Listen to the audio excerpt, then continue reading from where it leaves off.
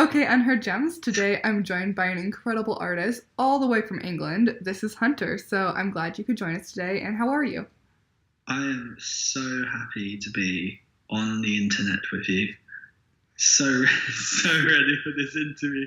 I honestly haven't left the studio in ages. So, if I come across absolutely mental, it's 20% of it is at least because I've just been recording vocals. So, hey, how are we doing? You good? Yeah.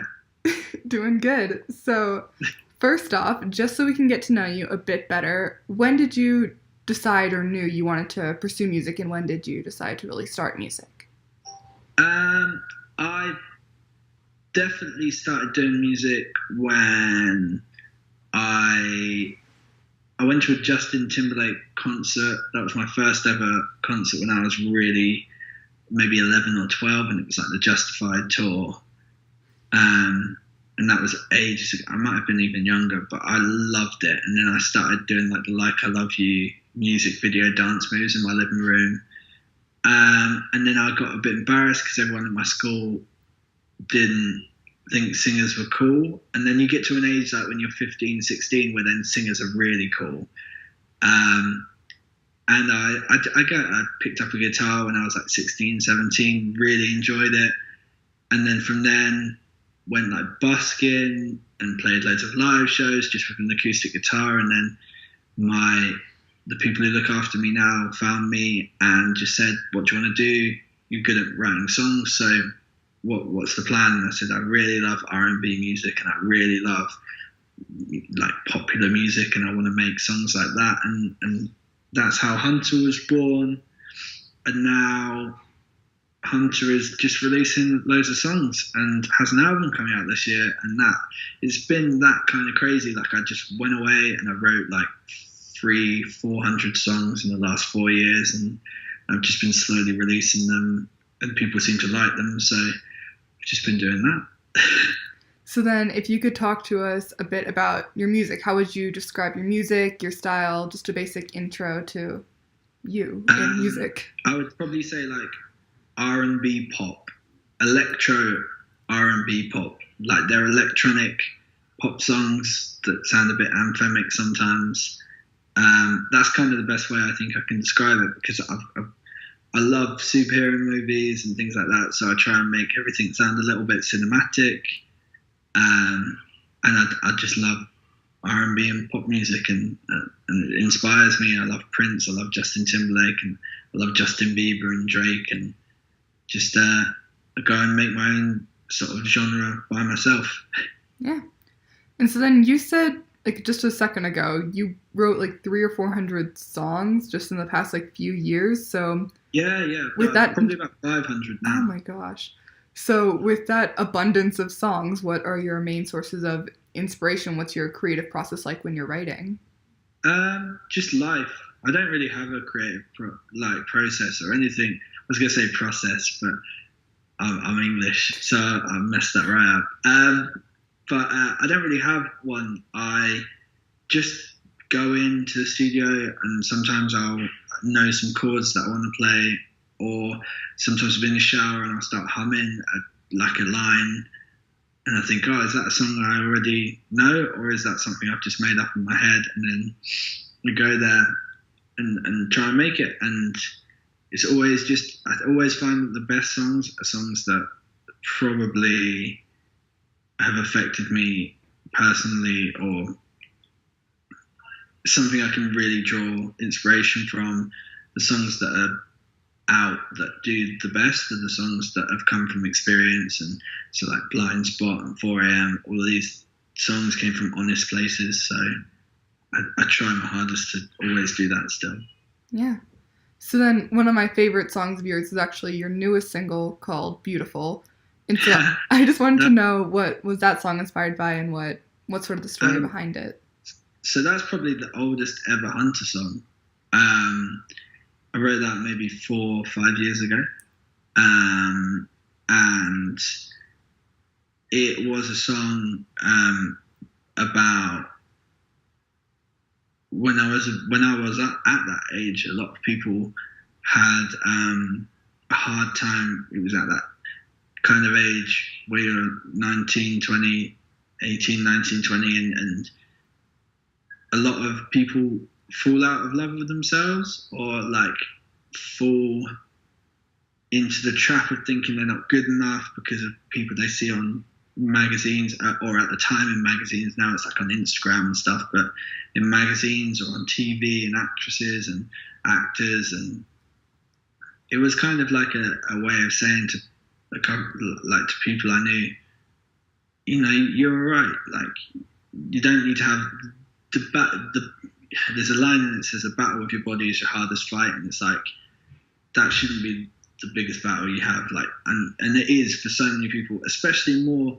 I think it even has more meaning now than ever because of social media and because of the way that people look at themselves and look at celebrities and look at how people fake on the internet, how good their lives are, how good they look, and they're editing themselves in these mad ways.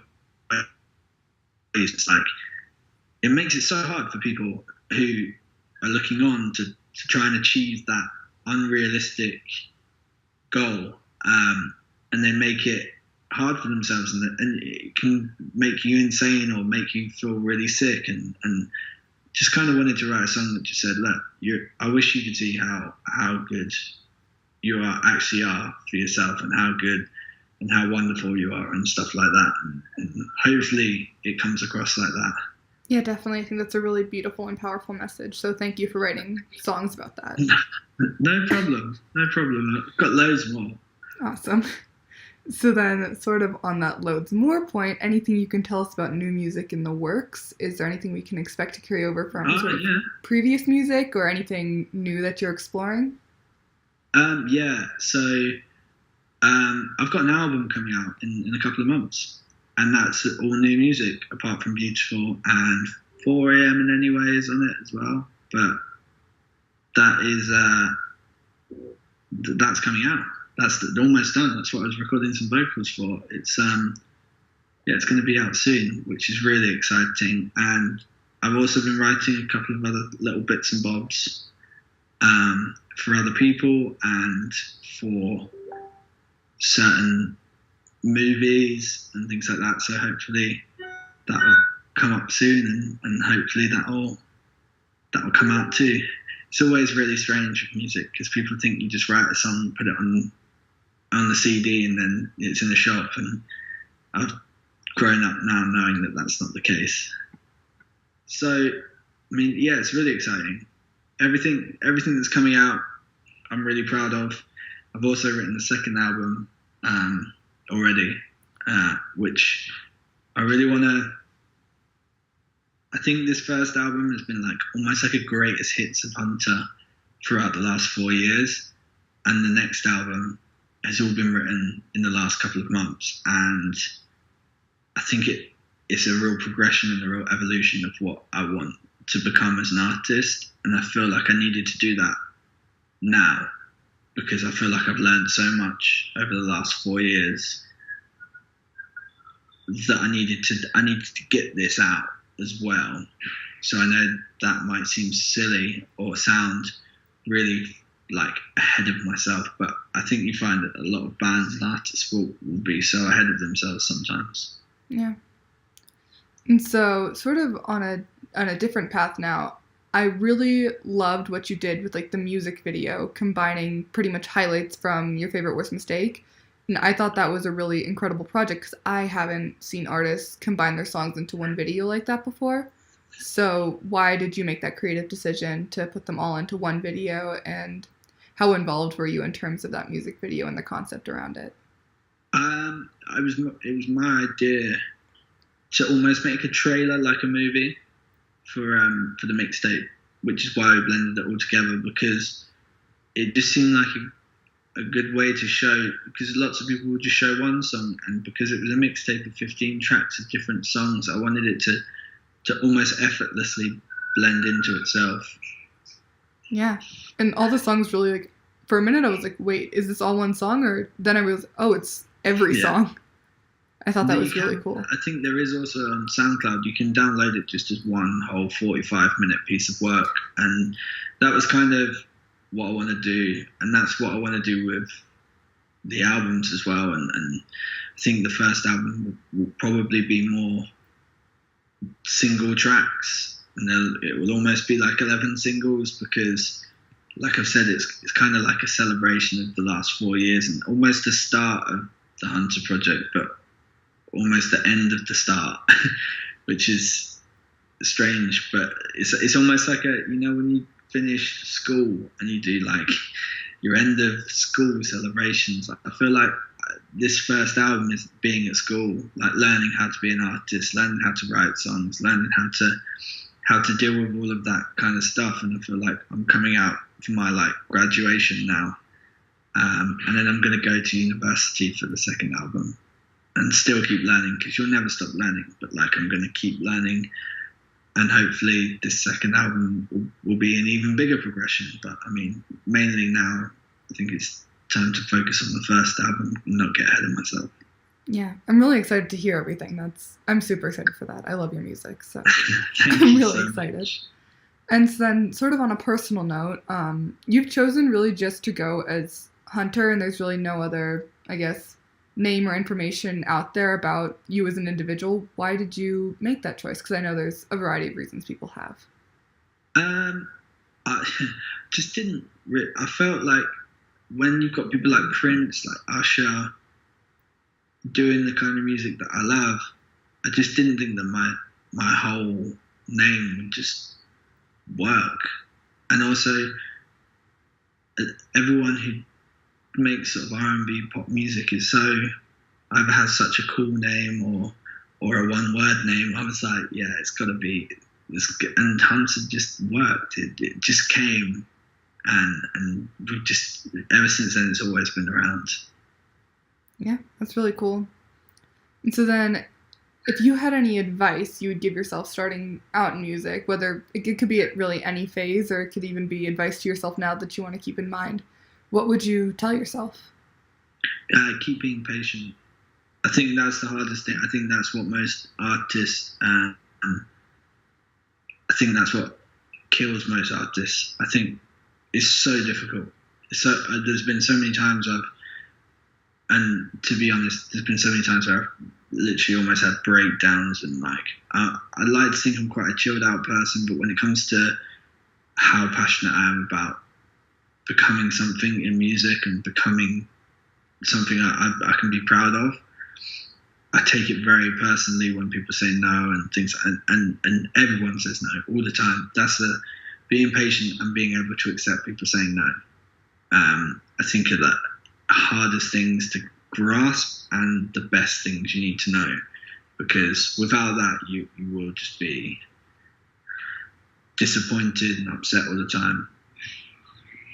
I think that's really good advice and definitely important for anyone in life. So yeah, because it all happens, but it happens more so in the entertainment industry and music and actors. And my best friend's an actor, and he's constantly being told no, but he's so good, and it's like, it's if you can dust yourself down, get up and do an even better performance the next time, whether that be music or an audition or whatever, or writing the next song for something. Like, if you can keep doing that and you can keep yourself driven, you can keep yourself being passionate about what you love, you're doing the right thing. If you keep, every time a hurdle comes up, saying I don't want to do it anymore, you probably shouldn't be doing it. Yeah. So I've got one final question. It's kind of a combined two-ish questions. And so it would be, if you were to recommend to us one growing or unheard gem sort of artist, who would it be? And then also, do you have any places that you recommend we look for music? Because I found you through Common Culture, and I love that as a place to find new music. Do you have any other recommendations of places people can find great artists? I think I've got a couple of little people on my, or big people on my list, future big people on my list. I really, off the top of my head, I really love an English guy called Jack Valier. He's got a song called Good For You, and it's so good. Lewis Capaldi is really great. Mabel's really cool.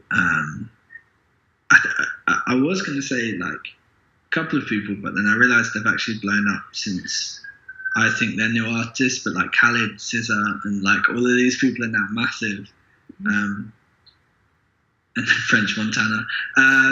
But like, yeah, I think Thompson is going to be huge. He's so good. Frank Gamble, which is a duo from England, they're really cool. And it's a bit of a silly answer, but I tend to find new music by stumbling across it by other artists. I think the best way to do it is to look at what the artists you love are listening to, because I always share music I'm listening to, and people are always messaging me saying, that's great, like I gave that a listen, that's wicked. And I think if you love an artist and your artist that you love loves something else, listen to it. Like I found Bruno Major that way, and he's amazing. He's got a song called Cold Blood that's really cool, and now he's supporting Sam Smith. And it's like, that came about from just someone posting it on Instagram that they loved the song. I think that's the best way to do it. But obviously, from you is the best way to hear about new music. That's what everyone should know. Thank you. So thank you so much for taking the time out of your day to work on this interview and talk to us. It was really great getting the chance to know you and your music a lot more. So thank you for your time. Perfect. Thank you for having me. So I'm stopping the screen recording. I don't want to share your body with nobody but me. Are you gonna be my girl? Are you gonna be my girl? I don't want to share your body with nobody but me. Are you gonna be my girl? Are you gonna be my girl? Are you gonna be my? Are you gonna be my? Are you gonna be my? Are you gonna be my? Baby, you better why? Baby, you better why?